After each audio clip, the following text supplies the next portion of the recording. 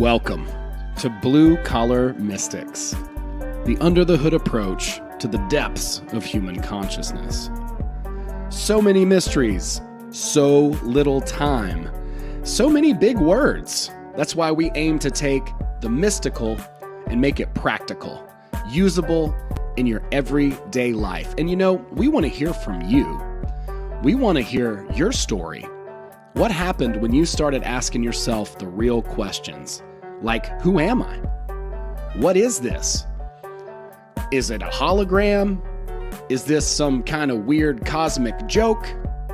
Hey, these are the questions that we are trying to get to the bottom of as we explore the final rabbit hole together here as Blue Collar Mystics.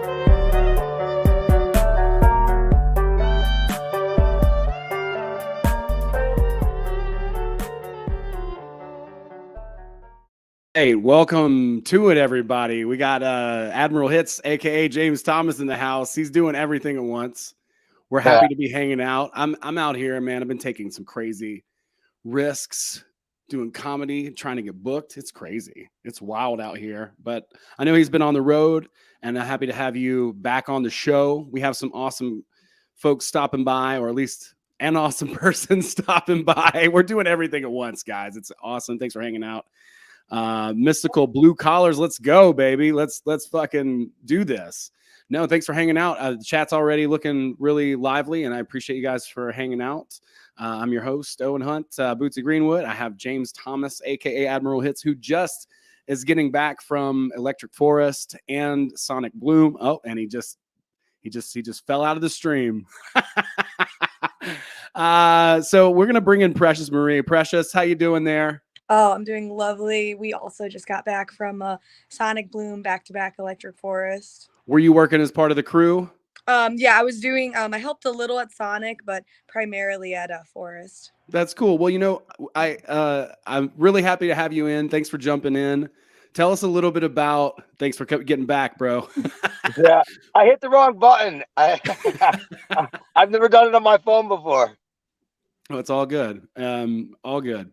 So tell us a little bit about, Precious, if you don't mind, your experience with the portal. How did you stumble upon it? Did you stumble upon it? Did somebody tell you about it? Let's talk just a little bit about that. So I actually I was actually at a family gathering, and when you're at a family gathering, you haven't seen family in a while. You normally, spend time with them, and that's what I was doing. But for some reason, I kind of just felt, I don't know, I just felt like I needed to go on my phone, which I normally don't do in public settings, which was like, okay, whatever. And I was going through the feed on my phone, and I just seen something about he was posting looking for people for a festival called Summer Camp. And I looked at it, and I just like scrolled past it thinking, no, there's no way like he'd be interested in like me.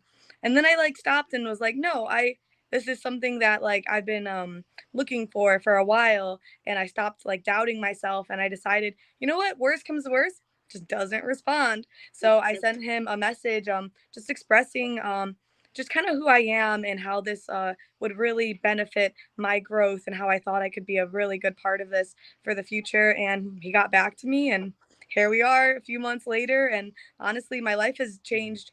It was already in a transition to change, but I really feel like this was the fire that like ignited a lot of just growth within me, putting me like in the right place. I feel like I've been gathering information for many years, but I've never really been able to use that like knowledge and like turn it into wisdom. I've just kind of like gathered. And I feel like this is the start of me being able to use that as wisdom, and actually to put more of a change on this planet, which I've known has been like what I've needed to do. Man, that's powerful. Okay, well, cool. That's awesome. Thank you so much for sharing that. And do you mind sharing just how you encountered the portal for the first time before you ever started? Yeah, it was actually probably like 5 years ago. I went to Electric Forest 5, 6 years, and I was new in my journey, like looking within, just kind of like a little festy kid, just trying to figure out life, trying to find myself. And I remember all my friends were just talking about, oh, we have to go to this portal. It's like the most magical thing. And I was like, well, what is that? And I was just excited to like be part of something bigger than myself. And we waited in line so long, but I was like, I don't know, you guys really want to wait? There's all this good music going on, and they like were like, no, you'll see, you'll see.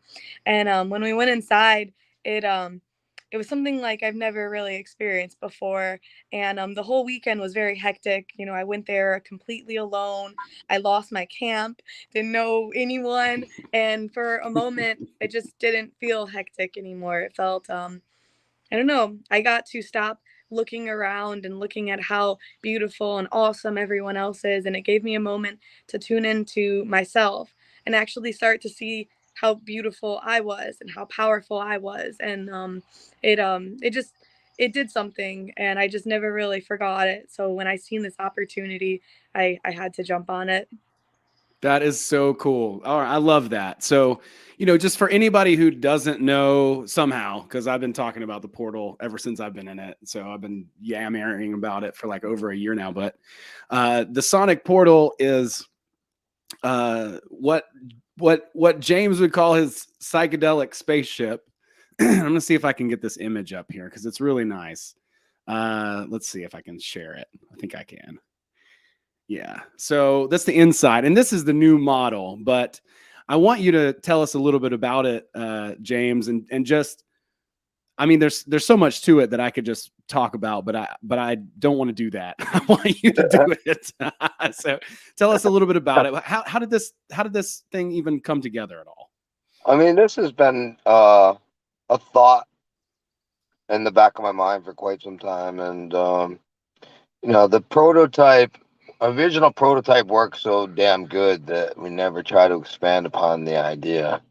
We were like working with different sizes and things like that. But essentially, my good friend Tim, the founder of the Monk Police, told me he saw in a vision a wood portal, and we kind of started conceptualizing the idea. Wood is super fucking expensive right now, so we got through processing the wood that we bought, and then my homie who's Native American was like, we should just go out in the woods and harvested some hickory. Could have saved me $2,000. I didn't know that that was an option, and so we've been tinkering with it. I think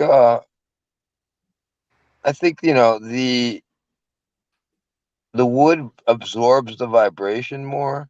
The connections are more solid, and the connectors have got like singing bowls with crystal tower points pointing inward now, and we got bowls of salt and orbs on the outside. I think people really appreciated the salt. Um, it's much more comfy in there. It's easier to seat a group of people. It's easier for people with disabilities to get in and out of. So I mean, overall, it is a lot of pluses. It's hard for me as a small person to play one side. I had to get used to repositioning myself, but for the most part, it's been really friggin' awesome. It was a good unveiling. I feel it's like at 80% capacity. We definitely didn't utilize all of it, but Yeah, a yeah. lot did really appreciate the salt. A lot of people didn't know what we were doing, and they were like, "Oh, are you guys fairies sprinkling fairy dust around?"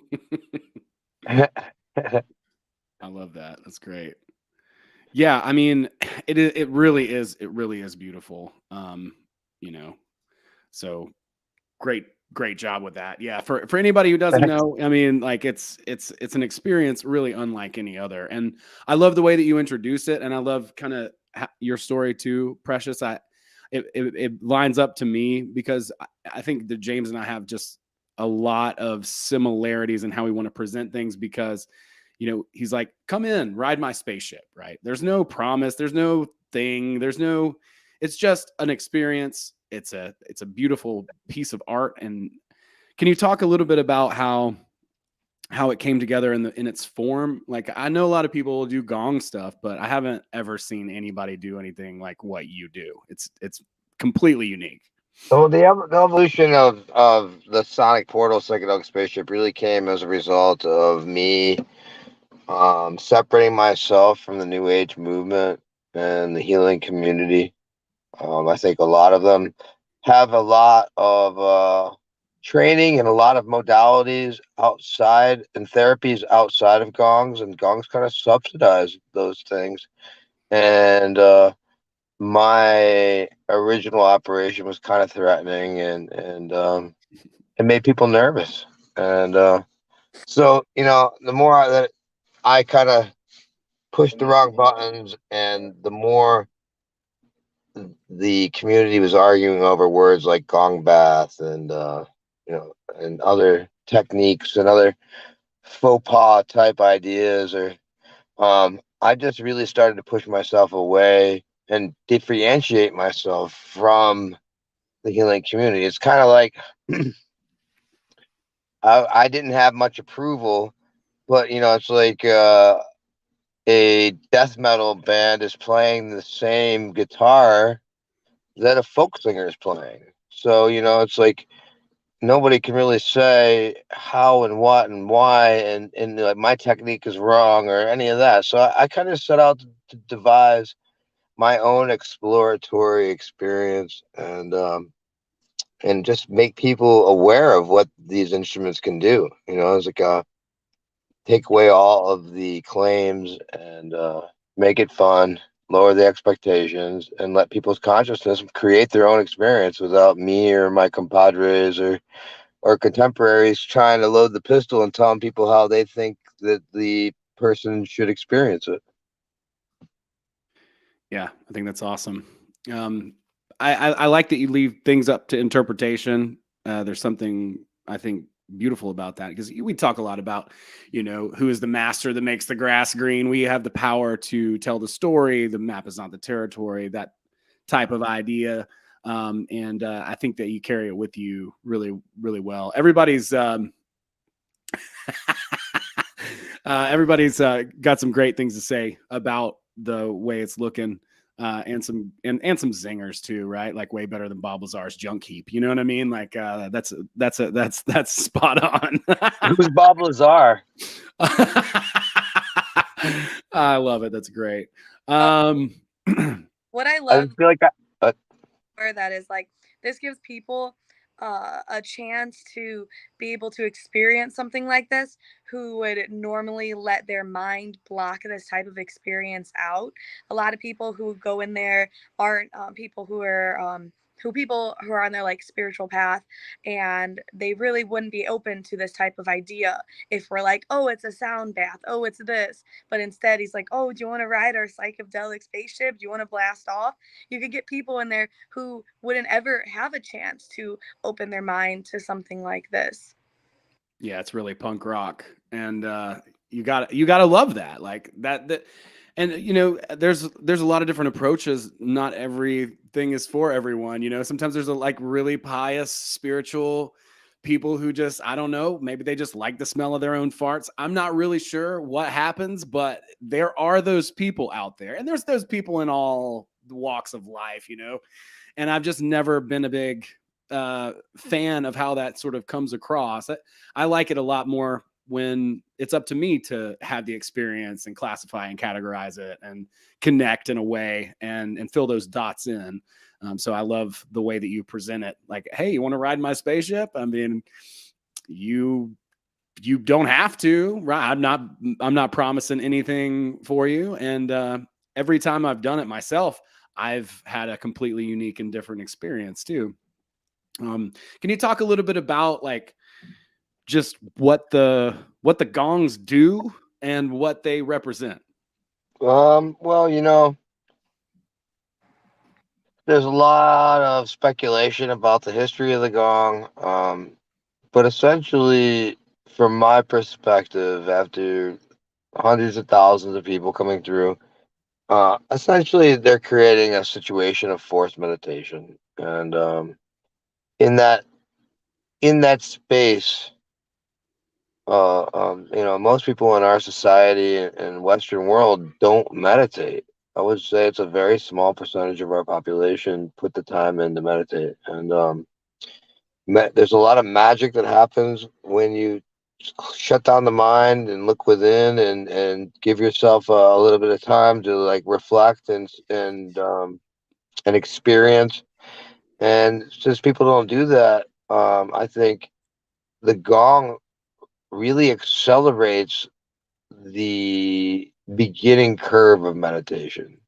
And so, like, um, when you get that immediate shutdown and you're well aware of it and you're kind of looking in, but you don't really have a lot of thought, a lot of magic can really happen, and it does. And so what it's really doing is just shutting down that whole nervous system, bringing down your breath rate, your heart rate.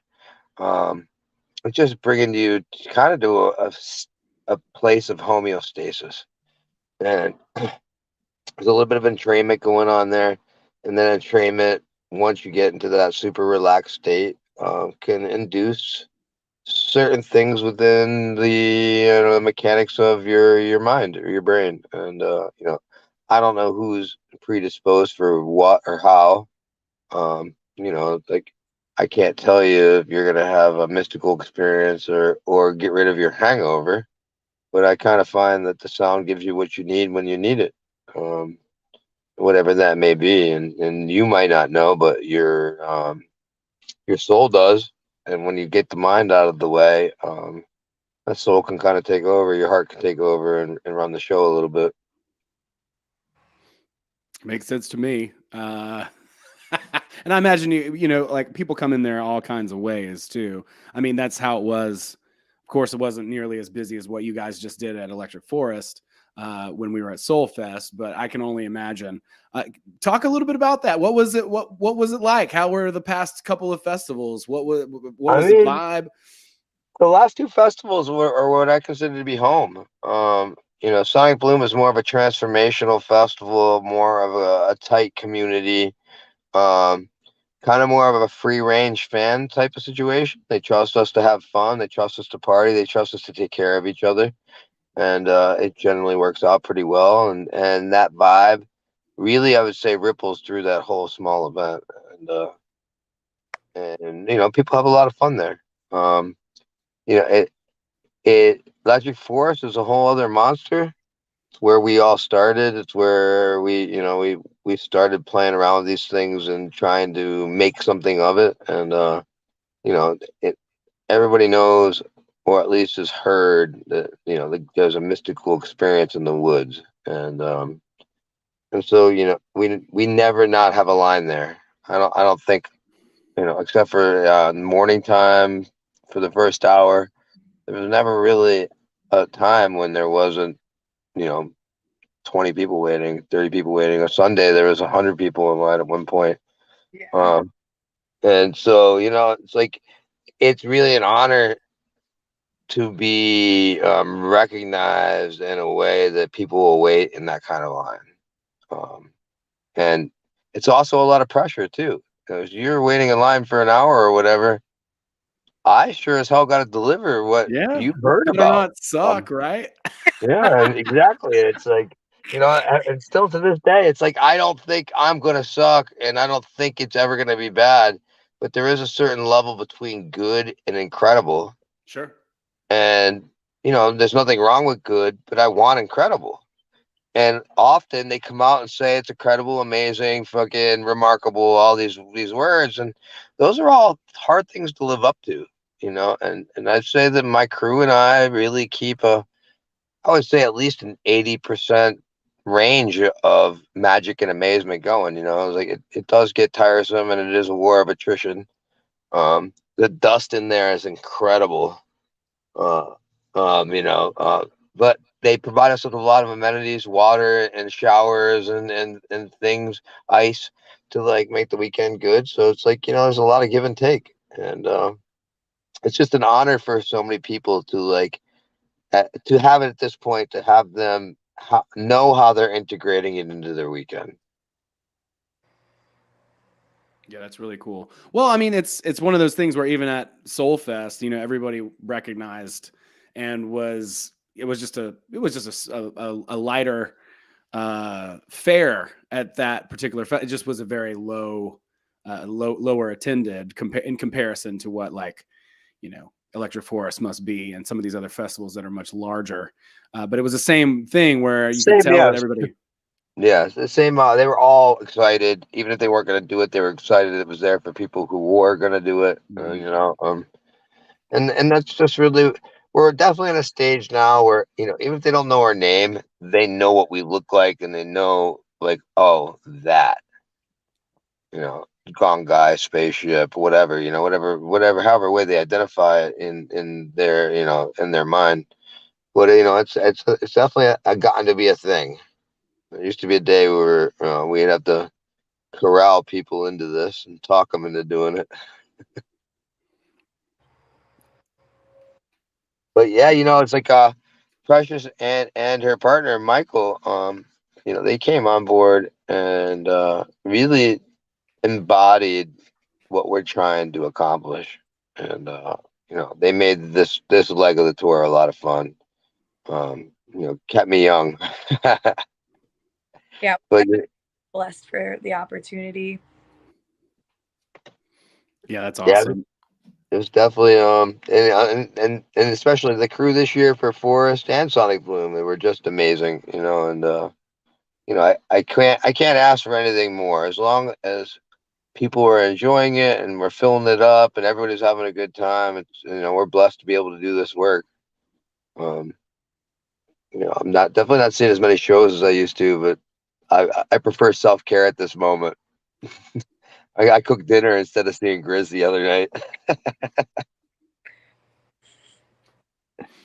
But actually, we had an experience where I sat down and I was getting on shift, and someone had been waiting for 3 years to do the portal, and she had lost some people, and it was really important part for her to integrate into her weekend. And then I sat down right next to her, and we talked, and then she got me. I was on work by the time I got done with having the meeting with her.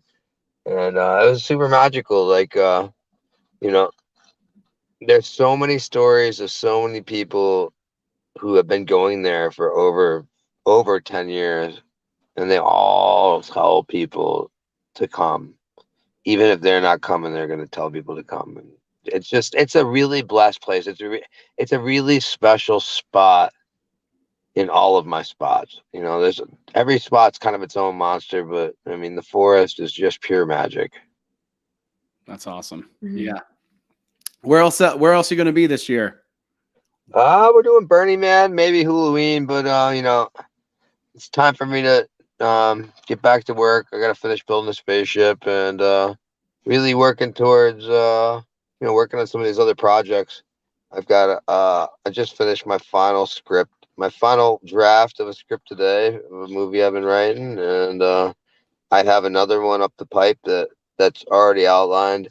And so, I'm going to work on a couple cash flow operations and some art for a little bit to kind of take the summer off and find ways to connect with all the people that we've been blessed to share this experience with over the earlier part of the summer.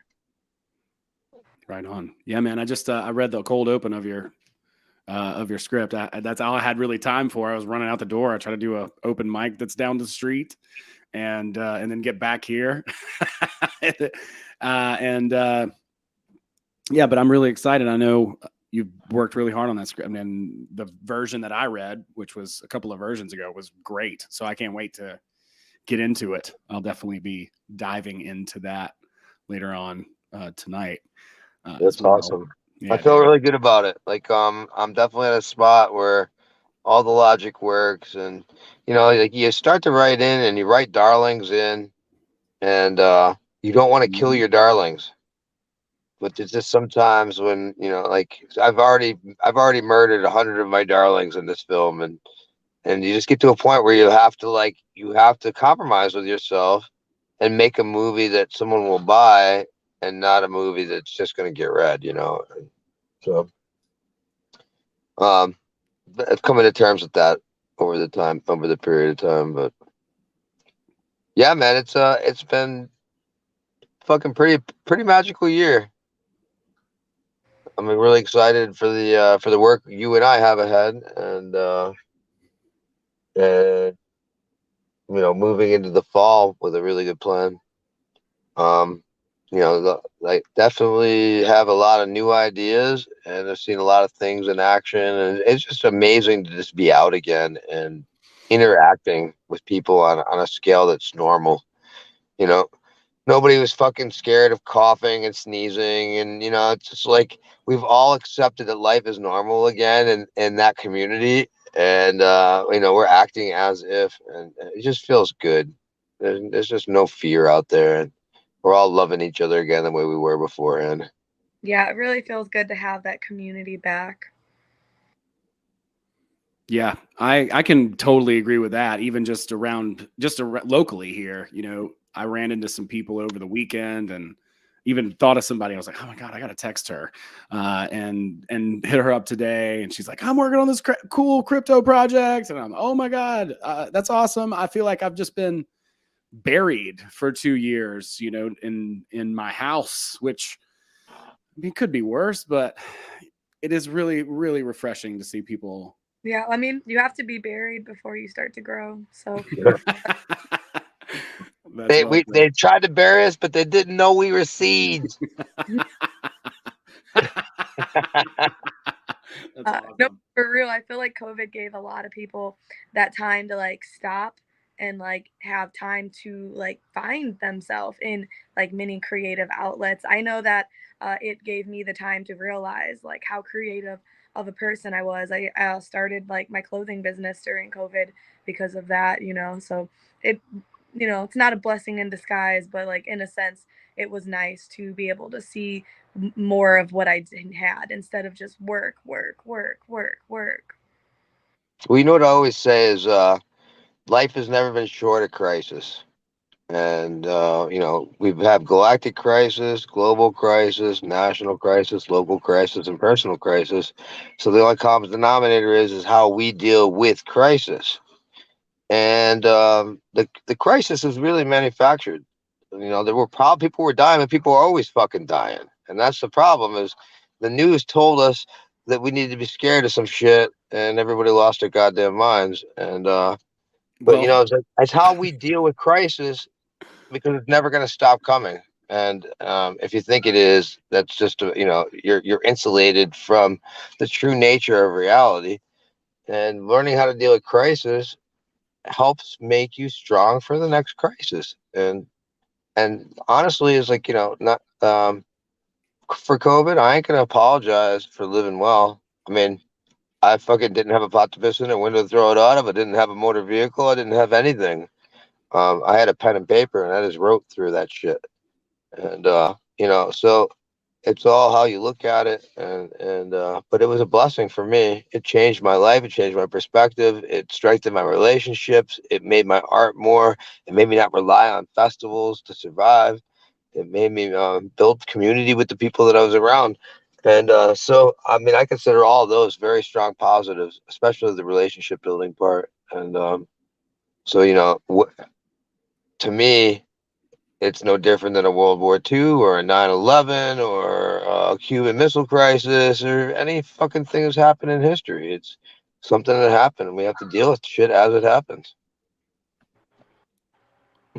Yeah, I think the community aspect is the most important thing, because I see a lot of communities that had a lot of commonality, alternative media, people that were connecting because, right? Like nobody was out and about anymore. We're all stuck in our houses. So there were a lot of connections, I think, that were made that way. And now I think those people are furthering their relationships, building trust. Those things take time. You talk about a real community. You can't just slap that shit together with duct tape. You have to actually understand. Everybody in that community has to understand that there's going to be crises, and that, we're going to have to find ways to deal with those crises. And that's not always fun. Sometimes there's a lot of really difficult conversations that need to be had, and people who have differences in opinion. But the fact that we can have, like, I came to the realization too, that it's just like, not everyone's going to get along. And that's okay. Yeah. And that's just okay. It's fine. Instead of just trying to force people to get along or force people to agree or whatever. I see a lot of that. And Well, that's what comes down to truth, right?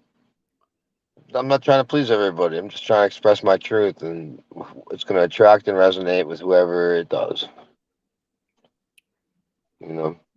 Yeah, the way I've like been able to like see it is like we're all just like one big puzzle. And just because your puzzle piece doesn't fit into me doesn't mean you're wrong. It means you're going to fit lovely over there with other people. Nothing wrong with you, but that doesn't mean we need to be together, you know? I need to find Yeah, people who are going to help me see the bigger picture. that's really that's a very good. good analogy. Yeah, it's an awesome analogy. I love that too. And spot on. It doesn't mean, it doesn't, yeah. It just Yeah. means fuck off and go over there. Hey, I can love anybody from a distance. That's right.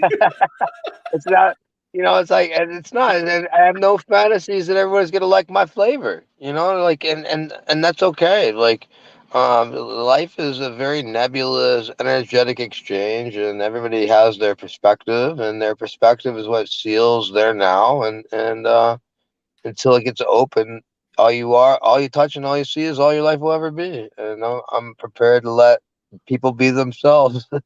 We're into the Pink Floyd quotes now, guys. It's Yeah. gonna get deep. Hey, Precious Marie, tell us about your clothing company. That's very cool. I'd love to know more. Her clothes are awesome too. I bet. Yeah, I don't She got some. who is familiar, but I do slit weave type of clothing and like tie dyes and bleach dyes. Here actually, this is like a slit weave top. You see how it's like cut Yeah. out shapes? So I Mhm. basically just find some fabric that I repurpose from like Goodwills or something, just like save the planet a little bit. And I don't know, it feels beautiful to like go to somewhere, buy something for $2, and then like create magic out of it, like where people are like coming up to me and like, oh my god, I want to buy that, or willing to spend like 50, 60, 70, 80, $100 on something I bought for $3. And it's just wild. Like, I don't know, I like creating beauty out of nothing. I don't know, it's just something that is fun for me, especially me not wanting to spend money on anything. I started doing it for myself, and then everyone just kept asking to buy stuff, so I just was like, of course. And then here I am. I think that's great. You're like, it's transformative, and you're putting energy and passion into it. So that's cool. I applaud you for it. That's It badass. is magic. Anywhere you put your imagination and focus to, Yeah, and energy. I just like creative in like any way that I possibly can. It just feels good to like, I don't know, like we were talking, it just gets you out of your head. And in that moment, it's just you and like what you're doing. And then hours later, you look and you're just like, wow, look how proud I am of what I've done. Yeah, for real. Um, So Or sometimes you're like, this sucks. no, that's what, like I just spent 3 hours, not okay. But normally, you're like, if it's not like what I thought it was, I could fix it into something else. So I never usually like throw something away. I normally just adjust it into something else. But there has been times where I like rage quit and I'm just like, I'm done. yeah, No, that's great. I was just being ridiculous. And I think that's awesome to stick with it too. I love that process. It's like you take something and, maybe the first go round, it's not what you want. Like this is how a joke writing thing works. You write something down, you're like, it's okay, and then you come back to it later, you step away, you try it again, you do it this, you do that. You just keep adding and trying things with it. And eventually you'll find something that works, which is, there's a book in there and there's a whole stack of books. One of them, it says writing is rewriting, and that's the name of the book. yeah. So I have that book. one of the things that I think Grant Cardone says, he's like a billionaire. He says everything's 10 times harder than you think it's going to be when you start it out. See, that's. For real. I feel like I feel like it's never that hard. I feel like it's always easier than I thought it was going to be. Yeah, I completely agree because like I do other things than just that. And like people will come up to me and be like, "Oh my god, you're so this, you're so talented. I could never do that." And I'm like, "Give me 10 minutes, I could teach you how to do it." Like all you got to do is have the will and want to do something. Like, I believe I could literally do anything if I had the materials, the time, and YouTube.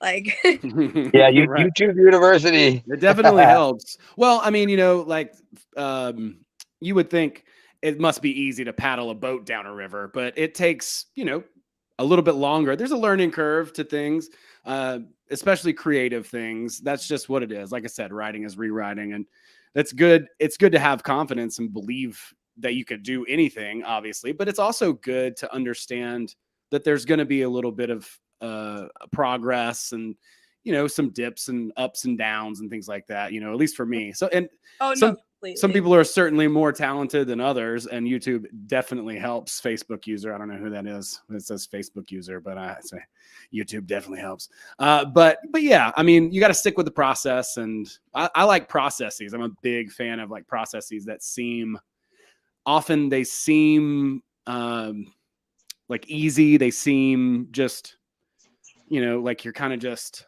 going through the motions, but then at the end you have collected something or put something together that you weren't even aware that you were putting together when you started out. And I think that's really fun as far as creativity goes, like whether that be writing something like a speech or something, there's different processes, or a book, or whatever it is that you're interested in. There are definitely processes that you can start learning the aspects of creating whatever that larger thing is. Yeah, I think what I was saying, I meant more of like, to create, it's always easier, but that doesn't mean you're gonna create the best thing. But it's like you've created your process, Yeah, you know what I'm saying? So you can show people how to do that. You're like, "Well, I can show you. Give me a minute." And you can shortcut them, which is awesome. They may have different struggles, but it's all good. Like I love that. I love that people are willing to share, because that's a lot of the things that people often wouldn't be willing to share and help other people create, because they're like, oh, well, I want to do this and get all the credit for it. I don't want anybody else to do it. Well, see, that is an interesting topic, because it's like, when you do create something, like some of the clothing I make is like very intricate. Like, one of the outfits, just creating the template took me 5 hours, plus the 4 hours it took to make the outfits. So that's 9 hours total. And then, I did have someone being like, oh, will you just show me how to do that? And you have that like little inner battle between your minds, like, like, you should earn it yourself, but then also wanting to help people be able to find their flow and to create. And in the end, I showed them how to do it. But, for a moment, you're just like, ooh, I spent 5 hours doing this. Like, I kind of like, should I teach this to someone, or should they have to figure it out themselves? Because then, Forge your secrets. well, it's not more of like, what I learned through doing that is far more knowledgeable for me and that person if they would learn it themselves. So I can teach them to create one thing, and then that's all they're going to know how to do. But if they figure it out themselves, now they have like all these different pathways that, like, oh, now I could do this. So like, in the long run, them creating it themselves is going to be far better than me showing them exactly step by step.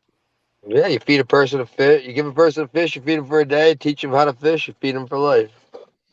It's the same with those processes. Like, those processes are cool. It's like, okay, well, just follow the directions. It's like ingredients, like you're making up a recipe, like a cake or something, but often with those, you don't really have the full on view. You might not understand the strategy behind it, right? Like, you might go through that process and then put it together and be like, oh shit, if I would have known what the strategy was, I might have done it different, which is good, because then you go back and do the next one, because writing is rewriting any fucking way. But I mean, there's definitely advantages to being able to understand the strategy. Like, I see it in marketing a lot, especially where people are like, do this. Did you do that? We'll do this and that. And it's like, okay. And then people will go and do this and that, and they'll start friend requesting people, just randos on the internet and shit. It's like, yeah, you don't understand the strategy. You're just doing steps that somebody told you to do, and you don't have the whole idea of how this whole thing is going to work together, right? Like, you start with one thing, and here's why you do this, so that people see it, or so that the fabric stays strong, or whatever it is, right? Like, understanding what the actual meaning and reason why you're doing the thing that you're doing. Mm-hmm. And that's, yeah, I think that's really cool. So, and the most common question asked this weekend was, "How did you come up with this?" Yeah, of course, right? Isn't it always that? Because I actually told the story to Precious and her partner, and they made some good jokes. But it's like the story overall is a very magical story, but each piece and part is kind of just like a spoke, you know. Um, and every step along the way caused new decisions and new epiphanies and new things. And it definitely wrote a rough draft of that. Mhm. Still working on it. Well, like, I feel sometimes you don't always need to, like, sometimes things attract you, not always for the purest intentions. And then later on, you realize that all along, like, it was just leading you to where you needed to be, even though you didn't really, like, know what you were doing something Oh for. yeah. I actually Yeah. have had something that I was like thinking about at one of these last festivals. When I did start with the gongs, I didn't know much. He trained me, and still, when you're new to something, you have these doubts in your mind, and you're playing, but you're not really. You're just following the motions, and I don't know why I'm doing this. I'm just doing it because this is what I'm supposed to be doing, and there's all these like doubts within your mind. And the first few times I played, I felt very doubtful, very like, oh my God, the people are probably hating it. They're probably like they probably this and that. And then someone walks out of there crying and they're like, oh my God, you like changed my whole experience. You don't even know how this affected me. And I'm like, oh, okay.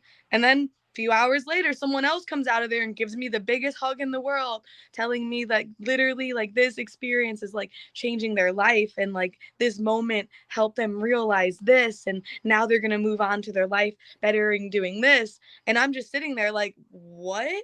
Because what I was doing, but in that moment, it didn't matter. I was like still like being used as like a source to help these people. And as like the time went on, it went from me just doing the parts that I'm supposed to be doing to actually like feeling the flow of it, feeling the energy of it, seeing the best part is sitting there and looking inside and just seeing everyone cuddled up with each other, just smiling, just pure bliss. And everything over time just really started to make sense. hmm That's awesome. That's a great. I still suffer from that same. I wouldn't call it necessarily anxiety, but it's a certain level of expectation.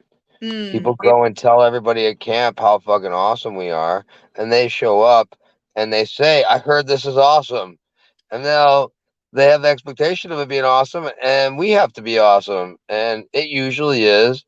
But there's that small gray area of doubt sometimes. It's like, what is awesome to this person? And can this be the awesome experience that they're somehow foretelling in their brain? And it doesn't. It continues. And I probably cried 20 times this weekend with people. It's like so many times people told me they can't believe that we were there for them, and that's exactly what they needed at the moment. And I was like, how can you even quantify that? And it's like exactly what I need at the moment is exactly what they need, but they can't even articulate it. They don't even know what it is. They can't even really explain it. And it's just such a magical exchange of energy that it's like we're holding a secret and we're letting it out 12 people at a time. Yeah, it's really cool. I love seeing everybody go in there in a group too. Everybody's really focused and together in that moment. And it kind of like a forced meditation. I think that is a really cool way to put it. It's uh, making you it's making you focus on what is happening right now. And like you said, most people don't do that. It's kind of hard to do. It's really hard to do, especially in the West. We have no attention span. I remember the first time I tried to meditate and I was like, I can't do this. I'll never be able to do it. But I can do it. It just takes a lot of fucking practice. But that thing, it definitely helps. I mean, it's great for that. And I love some of the stories that I've heard. Hoping we're getting some more, I imagine, because I put out a few emails today just saying, hey, tell us about your experience. You know, like I want to hear more. I got a couple responses because a lot of people were like sending me messages on Instagram, like, "Oh my God, thank you for being there" and stuff. And I messaged them back, and I'm like, "Hey, you should come on a stream tonight." And a couple of them are like, "I really want to talk about my experience, but tonight is a bad day."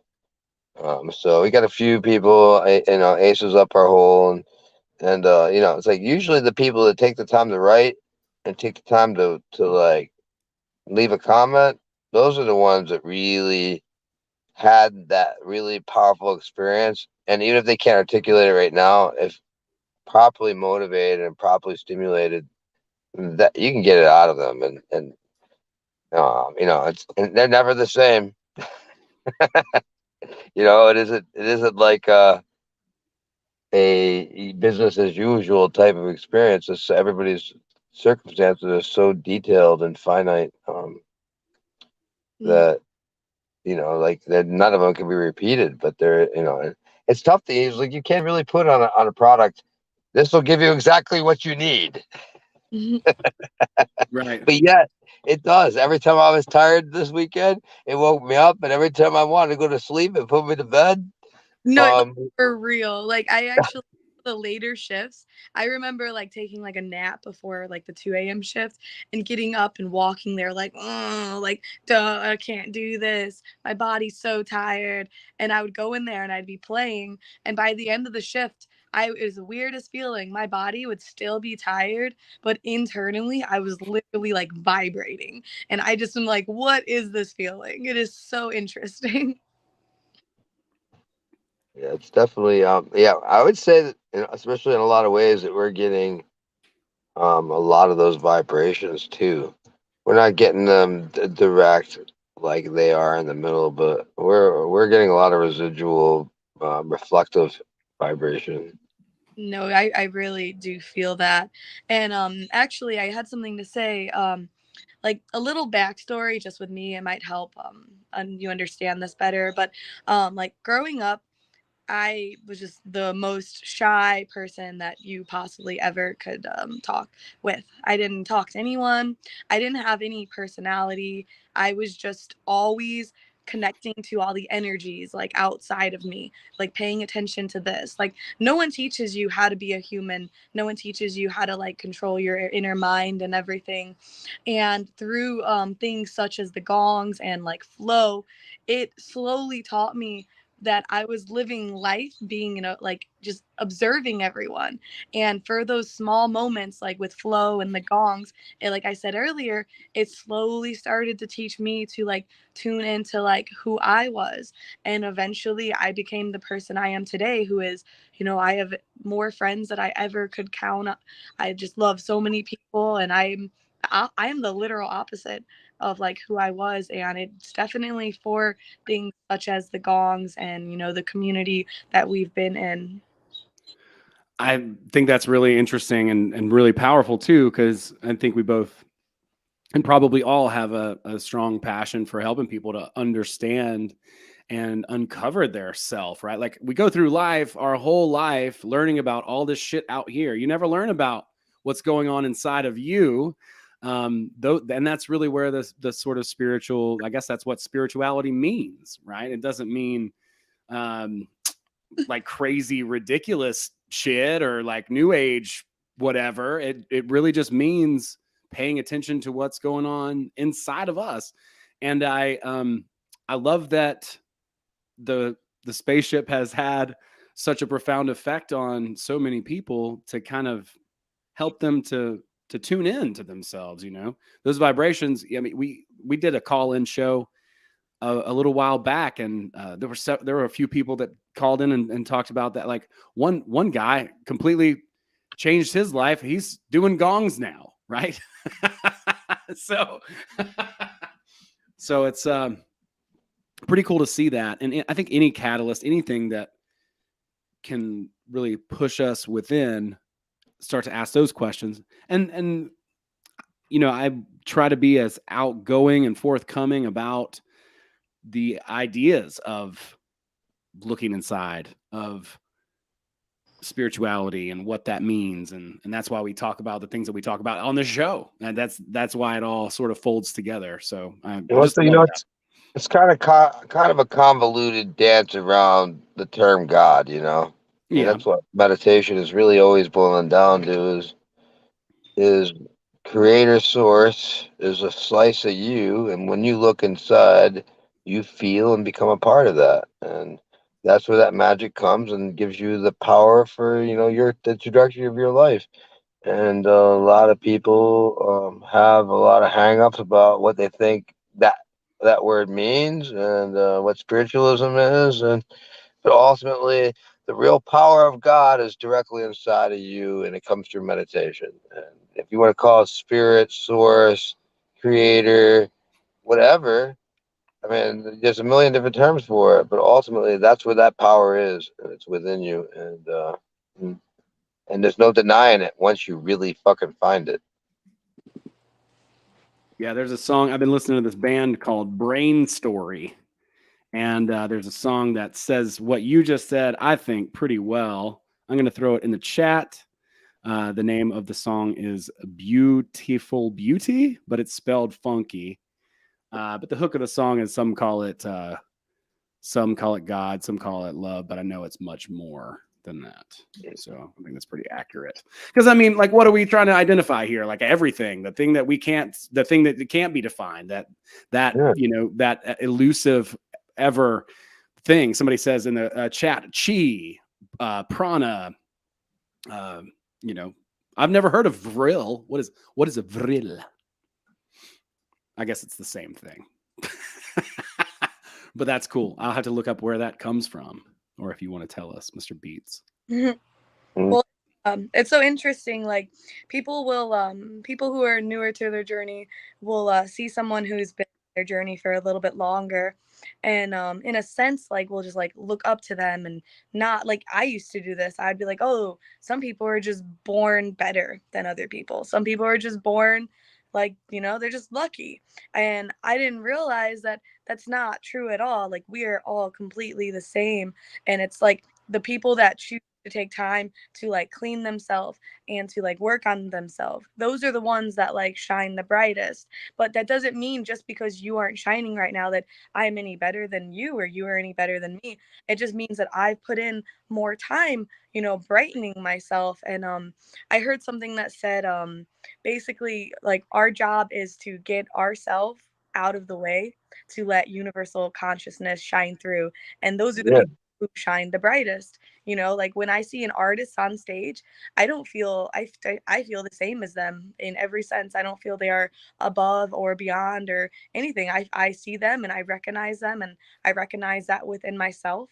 And it's just like that's something that it took a long time for me to learn, and I really wish that everyone knew that like you are just as amazing as the person you look up to the most, and just keep Mm.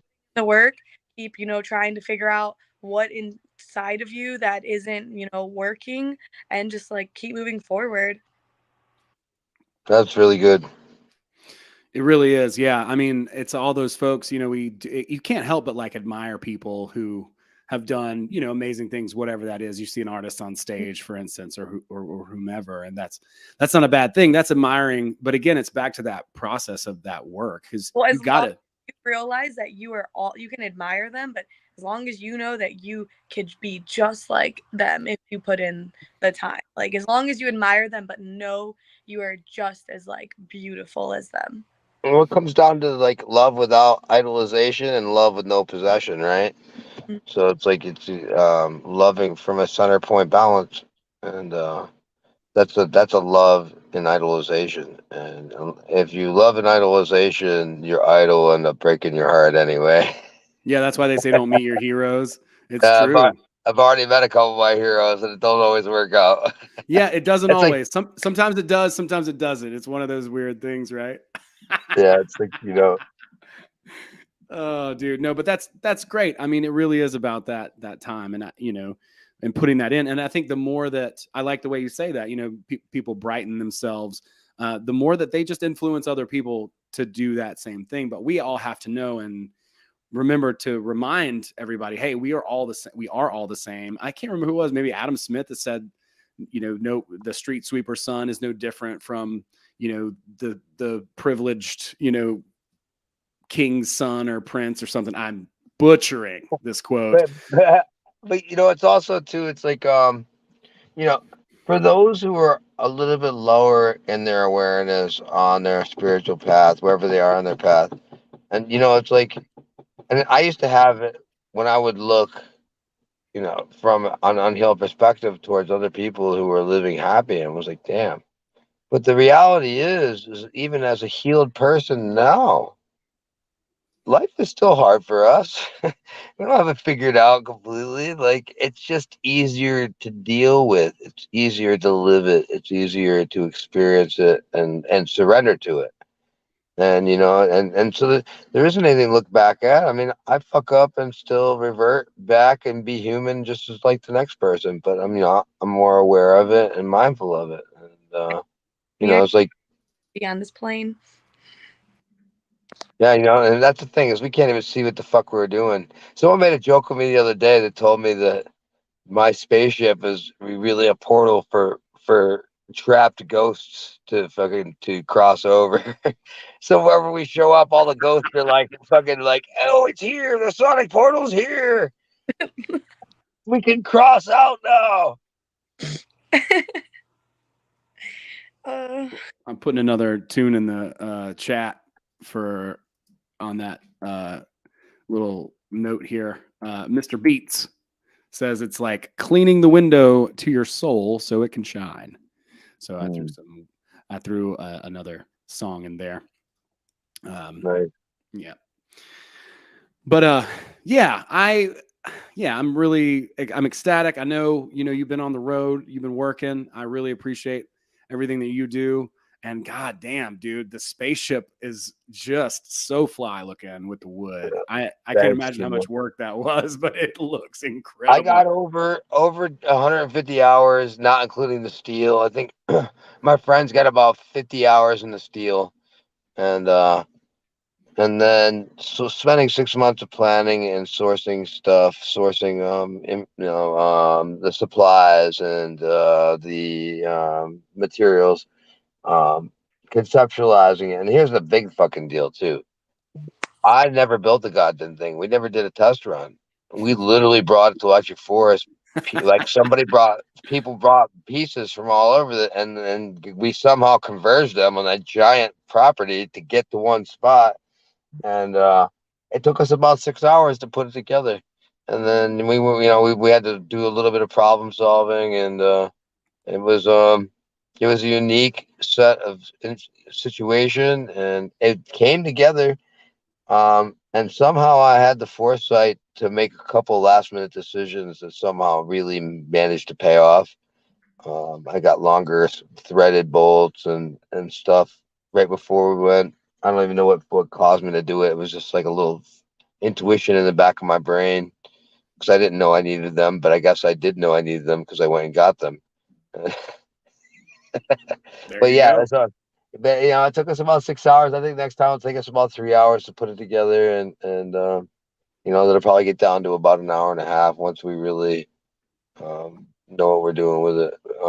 But like, there's still a lot to add to it, and but I am really fucking proud of it.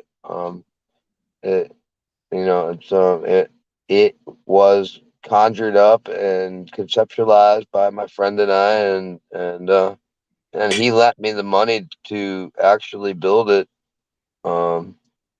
which I was able to pay back after Forest. And so it was build it and they'll come, believe in yourself type of deal. There was no guarantees that this thing was gonna work right. So it was very rewarding. I almost cried. I didn't cry, but I almost did. It's okay to cry. There's nothing Oh wrong no, with I cried all weekend. I cried with the patrons. Yeah, dude. It's like when people say shit to me sometimes that is so fucking powerful that I feel like I really might not even deserve it because they don't realize they're doing it to themselves. Mhm. And and so a lot of times they're saying things because they think I'm the guy that's doing it to them, and I have to correct them. But sometimes they say some of the most beautiful shit, and regardless if they did it or I did it or the machine did it, to be a part of it is fucking super special. And we have these moments that are just so fucking emotional that I can't help but fucking cry. Um, We've had like 50 people crying in front of that thing before. It's just like it's just can be so powerful, and if everybody's on the right mood and the right energy, it can just really just ripple effect for a little bit. It's amazing. I really love what you're doing, James, because it's honestly kind of funny, like what you just said. Because within the last year, I've done a lot of like soul searching, trying to figure out like, I know I'm here to help. I've known since I was a baby that I was here for something more important. But I was just trying to figure out, what actual path could I take. I looked into like maybe being a therapist, maybe doing this, and I just realized I'm like, I don't want to be a therapist. I don't want to like try to heal people. I don't like in that way. I don't want to talk about their problems. And eventually, I came to terms with I want to create a safe space where people can heal themselves with my guidance in a sense. And that's literally what you're doing. You created a space for people to be able to like connect with themselves, and you're just the one that like brought it to them, and they're doing the work themselves. So it's just so wild how I don't know how everything is aligned in this last year and how our paths have come together. Well, it's very fair and fortunate, and I've gotten really good at manifesting and finding what it is that I need and asking the universe for it. And you and Mike were obviously looking for me, and I was obviously looking for you. A couple years ago, if I put that same call out, I didn't know how to look for and ask for, and I probably would have got some looks, you know. And so I've been able to fine tune that, and you guys are really amazing, and it's really special to share it with people who get it. Like it's not just a free ticket into the event. It's something that's a gift. It's a privilege for us to be able to do this to all these people and affect their lives. And a benefit is us having fun and community and getting to see some music and stuff. But ultimately, there's no like this is one of the things that plagued me and why I almost I was having trouble finding other things is because what else could I do? Um, it's like after, changing people's lives and it being so fucking meaningful to them, like, am I gonna go fucking do an entry level job? And like the answer is no, I can't. No, that would Cannot do it.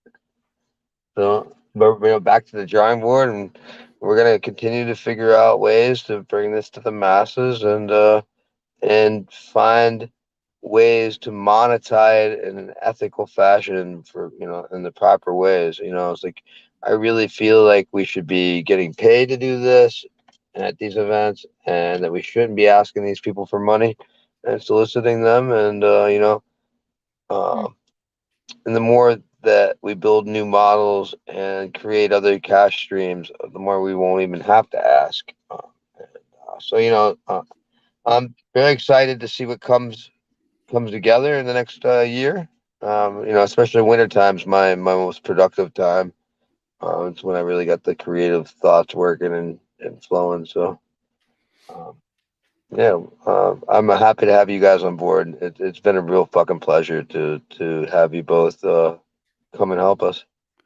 Yeah, it's awesome, dude. It's really, really cool. And I just had to touch on something you said, Precious, that was just spot on. It's like, and we're talking about somebody asked in the chat, what else is happening, what else is going on. I said, maybe Halloween, whatever. And they're like, what else are you adding? I'm like, well, we're talking to a friend who has a float tank center, and maybe Joe Roop's going to come. And they're like, I love Joe. And I got to work an event with Joe. And one of the things he said was, you're a child of God, right? Like when you go in there, and it's not about the other person, because you're the one who did the work. You know, you're the one, Precious, who said, all right, well, you know, I'm going to challenge. I'm going to ask myself these questions. I'm not just going to pay attention to outside things and that's all anymore, right? Like I'm going to go on this. And there's catalysts, there's influences and all those different types of things. But you understanding that and knowing that that is your sovereign like right. You know, I think that's really important to point out. And everybody needs to know that. Like we're all equal. We all are child of God, right? Like you don't lack a thing, right? It's good to be able to help people, to be able to guide people, to be able to mentor people and give them tools and teach them strategies and processes so that it's not as hard. It's not 10 or 20 times harder than they thought. Or if they have a sticking point or whatever, then you can show them how to get through that. So those are all really cool and valuable things, and something that it's clear that we all care about. But I just wanted to reiterate that. I thought that was really an excellent point. You know, we want to give other people credit, but it's us that does that work. You know, it's you who sits down and takes the time to meditate or journal or whatever. And your soul like appreciates you for that shit. Like in the deepest way, like God, whatever you want to call it, appreciates you taking the time to sit down and to give yourself that space and that attention. And you're just as important. You deserve that just as much as anybody else. Everybody deserves that. And so I think it's a fundamental birthright, you know, even. So I just wanted to piggyback on that. And like, you're displaying a lot of wisdom on this podcast. So I just wanted to say, you know, really validate that point and say thank you for bringing that up. Oh, of course. Really, I feel like step one for at least me was just I don't know, recognizing that something was not right, you know, like, hey, like this isn't right. I shouldn't be thinking these nasty thoughts about other people. You know, just because I hear the thought doesn't mean that I'm going to listen to it, you know, and having like that those thoughts that you're like, this something needs to be changed. And like, I used to think like, oh, well, you know, it's my boyfriend's fault that I'm this way because he got me mad, or it's my mom's fault because she didn't do this. And the moment like I looked within and was like, no one's fault but my own, was the moment where I really got to like, oh shit, like I'm doing this to myself. Well, that's every feeling. Yeah, it to myself. That means I can change it. I can't change other people. I definitely can change myself though. Yeah, that's been good. Yeah. Mic drop. And we're out. Hey, on that note, I gotta let everybody go. I'm in the dark in my car. My light keeps on going off. Yeah, and, dude. Yeah, we're gonna wrap this up. Precious, where can people find you? What do you have anything that you want people to check out or anything like that? Honestly, not right now, but okay. You know, definitely be with you guys again. And I have started a few pages where I've been trying to just spread the knowledge that I've been learning out there, but it's very like in its beginning stages. So once it's a little more developed, I'll definitely let you guys know. Love it. That's great. Yeah, just let us know. We're happy to share it. It's awesome. Thanks everybody for hanging out in the chat. Much love to everybody. Thanks for making such a lively chat. It feels so good. It's so nice to hear or to see you guys typing in and riffing with us. Much love. Of course, follow Sonic Portal at Sonic Portal on Instagram. Next place will be Burning Man. Is that right, Jay? Yeah, I believe it's Burning Man. You know, yeah, I don't see myself doing much work during the summer. I gotta like pull back a little bit and evaluate stuff and just start planning for the fall. Yeah, and we got a lot of stuff that we're working on, you know, admin wise, creatively. We've got a festival guide. We've got, you know, all kinds of stuff. We'll put out some more books and audiobooks and stuff like that on Amazon. So there's a lot of projects and things that we're working to put together as well. Thank you guys so much. Thank you, honey. Mr. Rivna's Beats. I want to get to know more about you. Douglas Lovin. So nice to have you on. He says, Jay, any Sonic Portal jokes? Any Sonic Portal jokes? Just my tagline. I don't know where you're going. I know how to get you there. I think that works. But Doug's a good friend of mine, and he made us a gong totem this weekend that we took out Friday night. But it said Sonic Portal on one side and Take Me Home on the other with a little gong in the middle. And Doug is actually responsible for bringing the first gong that we're going to allow strangers to hit. Dude, I love that. Yeah, that's awesome. Well, guys, we got some links in the description. Connect with us. Hop on our Telegram chat. We have a Facebook group. All that kind of stuff. There's a link to share your experience if you've ever been in the Sonic Portal psychedelic spaceship, or if you just want to share your wake up story with us. I like collecting those and sharing those from time to time on the podcast. And if you have an interesting one, we'll ask you to come on. And I have a lot of really cool interviews coming up. Lindsay Sharman's interview is coming up. She was just on Tinfoil Hat, so we'll pop her up on Thursday. And we'll have part 2 of the hidden history of the Illuminati also coming up very soon with Thomas Gorentz, and I'll snag Joe Roop as well. So be on the lookout, everybody. Much love to you out there. Blessings and all of that. Go strong forward into the fuck me. I had fucked that up, but you know what I mean. You know what I'm talking about. Don't take any wooden nickels. There you go. Perfect. We'll end it there. Thanks, everybody. Thanks so much, Precious. Thanks, James. And we'll see you guys next time. Peace, everybody. Thanks.